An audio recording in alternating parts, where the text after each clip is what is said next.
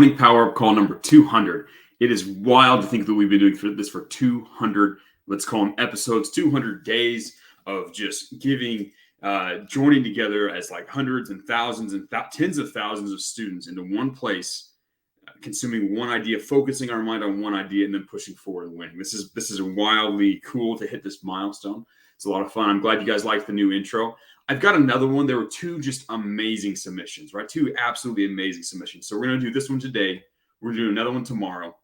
I'll probably just use both of those two alternating. I'm telling you that they're both amazing intros. They're a little bit different. Like there's a little bit different feel for each one, but both are amazing. So we're going to run them for a couple of days. Both of those creators are going to get a call with me. They both won the challenge. We're just going to decide which one we stick with. But they were both so inspiring and moving to me as an individual that I'm going to give them both a call. I'm happy to do it, right? So guys, let's cover a little bit. Well, before I talk about announcements, let me give you a little more of an idea of what we're going to talk about today, right? This idea of loving the arena, right? As men, this is an idea that is probably like if you were to rip open my chest and look at my heart and look at what really made up and drove me as a man and what my actual motivations are, this would be like at least a half, maybe 3/4 of my, let's call it my heart, my actual driving force within me, like my true beliefs as a man. So we're going to get to that in a second, but let me cover a few announcements really quickly. So this week we've got we're going to do a live student review call on Thursday, like we almost always do, and we have made that shift in the Ask Professor Andrew channel. You guys have dialed it back in. The questions that are being asked are just absolutely golden. You guys are providing a lot of context. It's making it much simpler for me to step in and give much more detailed and valuable advice rather than just pointing you to a random resource. So it's been, I say random, the correct resource. It's been a significantly better experience for me, and I hope it's been a significantly better experience for you. It's also freed my time to work on some really cool things to help the entire campus. Yesterday, I made a major improvement to the chunk on inside of the new upcoming boot camp on like how to find and partner with businesses. That is going to help you guys understand where we are in the market today and how to adapt your message to it. It's going to be really cool. But I was able to free up that time because I was able to go through the Ask Professor Andrew channel significantly quicker and handle only top quality questions rather than people outsourcing their thoughts to me. So thank you for taking the time and the energy to step up to the plate mentally, let's say, take responsibility for some of your own questions and ask better questions. The quality of questions in there are important. Like I always say, the quality of your life is determined in great measure by the quality of your questions. I stole that from someone who stole that from someone. That's an old quote that's been kicking around for a long time. So thank you guys for taking the time to invest your mental energy into creating better questions because it's giving you better results. So we've got a little challenge going right now in the copywriting room. There's a new channel called the Copywriting Challenge, Copywriting Challenges, where I'll be posting challenges. The apprentices will be posting challenges. That's going to be fun. We got a cool one going right now. We still have probably about 20 hours left on that challenge. So if you haven't seen that, go check it out. It's inside of the campus. If you go to the general section and kind of scroll down right beneath the Ask Professor Andrew channels and the live video announcement channel, there's a new one that's copywriting channels. And you should have been tagged in it, but it's there. So go take a look at it. All right. Let's talk about today's lesson. Let's talk about the idea of learning to love the arena. Right. Now, when I talk about the arena, let me help you understand what that means. There's a famous quote by Theodore Roosevelt. Let me pull it up for you guys. Now, Theodore Roosevelt was perhaps the coolest of all the presidents of the United States, right? Like we've had some interesting ones, but this guy was a stud. I mean, before his presidency, he led a cavalry charge up San Juan Hill in Puerto Rico. I believe it was Puerto Rico. He was an avid game hunter. He'd go hunt go on safaris in Africa, shoot charging lines and stuff like that. He's got some other really cool quotes I like about staying calm under pressure. But he was born with a silver spoon. He was born into wealth, but he made a lot of it, and he still sought to rise up and become a good man. He did some interesting things as a politician. I'm not here to really talk about his politics. That was a long time ago anyways, but he was known for his virility. He has a challenge that he issued at one point that I'm going to do with you guys as a campus, which will be interesting. But we're going to save that for another day. But he has this quote, and it's a famous quote. And I'm just going to read it to you so we can kind of get some context of this idea of what is the arena that you should learn to love. So this is Theodore Roosevelt. This is often called, this little piece is called the man in the arena. He says, "It's not the critic who counts, not the man who points out how the strong man stumbles or where the doer of deeds could have done them better. The credit belongs to the man who is actually in the arena, whose face is marred by dust and sweat and blood, who strives valiantly, who errs, who comes short again and again, because there is no effort without error and shortcoming, but who does actually strive to do the deeds, who knows great enthusiasms or the great devotions, who spends himself in a worthy cause, who at the best knows in the end that triumph of high achievement, and who at the worst, if he fails, at least fails while daring greatly, so that his place shall never be with those cold and timid souls who neither know victory nor defeat. So this is often called, again, the man of the arena. And in life, there's two kinds of people. There's people who sit back and mock and are the critic. And then there's the man in the arena. The man in the arena, he pushes forward, he struggles, he falls, he gets up, he wins, he loses, but he lives greatly. He lives a life. The man in the stands, the critic, he lives no life. He has no value, right? And a lot of you guys have experienced this. You guys are that man in the arena. You're the man inside of your world that is pushing forward, that is striving to be better, that is striving to improve himself, that is working toward mastering the skill. And it is not easy. You are surrounded in many cases by critics, people that are looking down on you and calling you crazy for attempting something different, right? But the cool thing is that you're the man in the arena, and you have the opportunity to live at a level that others don't. You have the opportunity to struggle and to push forward and to achieve something truly great. Now, the thing is about that quote, the thing is about that story, we all are both of those people at the same time. We both have inside of ourselves, we have the man who loves the arena. We have the critic. I'm about to sneeze. 1 second here. All right. Back to it. We both have those two pieces inside of us. I might sneeze again. It's a curse. All the men in my family, we sneeze like multiple times in a row. So I'm see if I can use the power of my brain to defeat it. I usually can. I think we're good. Okay. We both have both of those men inside of us. We have both the man who is in the arena, and we have the critic. There are two parts of ourselves inside of our mind that does this, right? And it's like that classic wolf thing, the one who wins is the one you feed, and that's entirely true. You have to decide which one you truly want to be. Over time, you'll reject one, and it'll fade away and become nothing. And he's either going to be the critic or he'll be the man of the arena. I've met many men who, over the years of their life, have learned to take that man that likes the arena and like make him quiet, put him away somewhere else, get rid of him. And I know other men who have gotten rid of that man, that critic. He goes into the background, right? And that voice fades away, and they become the man in the arena. They become the man pushing forward and winning. And the way to do that is to learn to love what's actually happening in the arena. Now, we talk about this sort of concept, these two people, but what is your arena? What does the arena look like? What does it feel like? So no matter what challenging thing you're going towards in life, if you zoom into the moment, so you kind of cut away the future and you kind of cut away the past, and you zoom into the moment of what you're actually doing right now, the work that you're doing. When you're in the arena, you are throwing yourself at a difficult challenge. And you can feel the struggle. You can feel the pain almost at that level. I wouldn't call it pain so much as there's a cost. There's an energy cost. There's a pain. There is an obstacle that you're pushing yourself against mentally.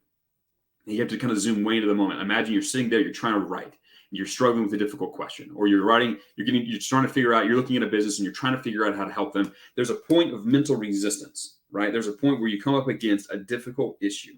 And when you do this, here's how you know you're in the arena. You want to get out, right? You're in there and you feel the urge to escape. You feel the urge to grab your phone, to get up, to walk around, to click on a different tab, to scroll to something else, look at something else. But the urge comes after you come into that first point of mental contact, right? I as a human being, I experience these urges as well. I come across a difficult question. I come across a difficult element while building the boot camp. I hit that mental resistance, and immediately I feel a desire to step away from it, to go back up into the stands, right? To get out of that struggle. That point of contact, that is the arena. That's how you know you're in the arena. That's how you know you're struggling and pushing forward, right? Now, the secret, the reason you're running away, right? The reason you run away mentally to these other little soft places, you try and find a quick dopamine somewhere. You try and, go do some other important work. The reason that happens is or you're pushing forward and you know you need to ask yourself a difficult question, but you're afraid to ask yourself, so you're trying to run away. The reason that is because you are in love with the comfort. You are a person who is in love with the comfort. You want to sit back, live a nice, easy life, just enjoy the finer things. Just relax, take it easy, just play. You just want to play. You want to play and enjoy life as a spectator. If you think about it, as a man, most men's lives are they're a spectator of masculinity. They're a spectator of the struggle. They play video games, which is an abstraction. You're not fighting. You're pretending. You're watching and kind of living through someone else fighting. You watch football from the stands, my friend. You are not actually out there fighting and winning. You're just watching someone do it. Most people live in the stands, right? Because you can get kind of a little feel. It's like get a very, very diluted version of being in the arena, right? And most of the time when you run away from that, it's because you are in love with comfort. You are in love with the relaxation. You are in love with the anti-struggle. You're in love with just sitting back and taking it easy. And that's obviously childish, right? Like that is what little kids do. Like they just want to play and they want to have fun, right? That is what little kids are. You must instead learn to love, absolutely love that struggle. You must love what it feels like to push through and fight it, right? Because that's you shaping your world. That's you actually changing the world around you in the moment. Again, not in the future, not the past, zooming right down into the now, into this moment when you are working on something challenging. You must love, once you feel that, you must learn to love it. Learn to lean in and say, the arena, here we are. It's time to fight. It's time to push forward. It's time to dive in, because I know that means whenever you get that feeling, that means you are on the bleeding edge of your current capacity. You are on the bleeding edge of your current reality. And if you push forward, you are building something new. You are expanding yourself as a man. You are conquering, right? In that very small moment, right? And once you lean into that, once you make it a habit, you cut off the distraction, right? You do the rectangle challenge, phone outside of the room, everything else clean off. You're just focused, dialed in on the task you're doing. Once you learn to lean in and push into that struggle, throw yourself into the arena, struggle with those difficult thoughts, fail maybe. Maybe you try to write something and it doesn't work. It's terrible. But at least you push forward and try it. And then you can back up, figure out what you need to do, and dive in again and again and again. If you love that struggle, if you love throwing yourself into it, hey, you're going to stop wasting so much time. Most of the time, most of your ineffective time is just avoiding the struggle, avoiding the arena, right? When you learn to throw yourself in there and you learn to love it, your time efficiency goes out like completely, it goes way up, right? But your whole world shifts. You go from being a man who is struggling or who has a hard time winning, who's overwhelmed, to a man who feels in control. You feel like you can control your world because you are. You are focusing on that one thing that you need to change, and you are diving into it. You are embracing the discomfort. It makes you smile now, and you are jumping into it because you know that it is going to make you better. A lot of you guys know this from physical training, right? When you're in the gym and you hit those reps and they start to get difficult, those are the reps that count. And a lot of you understand this, and you push into those reps, and you're excited when you hit that zone, because that is when you know you are. That's when you're majorly improving yourself. That's when you're signaling your body that you need to improve. That's the moment you're chasing. That same thing exists in every single part of your life. So instead of freaking out when you reach it and trying to run away, right? Learn to relax into it and just smile into it. I say push yourself into it, but it's almost more like you just surrender into it. You say, okay, here we go. It's time for this moment. And you embrace the arena. You have to accept that, right? They say it's like when the warrior accepts death, that's when he can actually fight. That's when he can actually do his job. It's the exact same here. Once you accept that you're in the arena, once you accept that everything you want is on the other side of that struggle, and that you're already there, you just get it. You just dive into it, and it will put a smile on your face. For me, when I feel that moment, like I said, I feel the urge. When I feel the urge to bounce off, I flip it in my brain and say, no, here we are. Here's the moment. And I'm the man who always pushes forward, because I love that feeling that you get 3 seconds after you decide to stick in the arena, where you feel like you're actually changing, and you feel like you're actually there fighting the arena. You feel like you're molding your world. You're expanding your abilities. You're winning. You're improving yourself as a man. You are becoming. It's a godlike feeling, and I love it, right? And I've learned to love it over my life, and it is something that has helped me achieve and push forward and elevate my thoughts and elevate my efforts more than my peers. And my friends, I hope you guys learn to do the same. I hope you can take this. You can examine your life when you sit down to work or to train or to have that difficult conversation with your people you love or care about, whatever it is, and you feel that moment of, here we go, the struggle, when you feel like you're in the arena, I hope you learn to embrace it and to love it, to dive in, to do like Teddy Roosevelt says, and just enjoy the opportunity to be in that struggle. I'm going to read the quote one more time, and then we're going to end the call because I want you guys to get back to it. We got a lot of fun things to do today, all of us. But keep this in mind. The man in the arena is not the critic who counts, not the man who points out how the strong man stumbles, or where the doer of deeds could have done them better.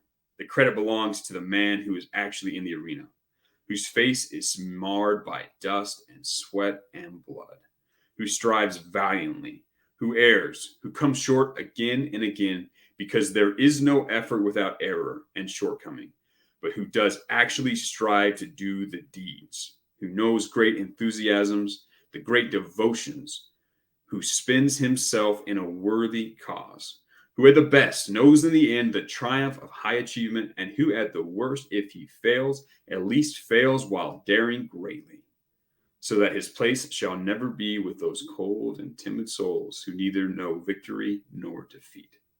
My friends, it's been a good call. It's been a good 200 calls. I'm excited to do the next 200 and the next one after those. This is never going to end. I am always going to do these calls, and I'm happy to hop on and share my thoughts and my insights and my perspectives, and to gather together with a whole group of students who are on the same page and focus with you towards moving towards this brighter and more wonderful future through the dust and the sweat of the arena. My friends, it's been a good call. I'll talk to you guys again tomorrow. Let's go get it.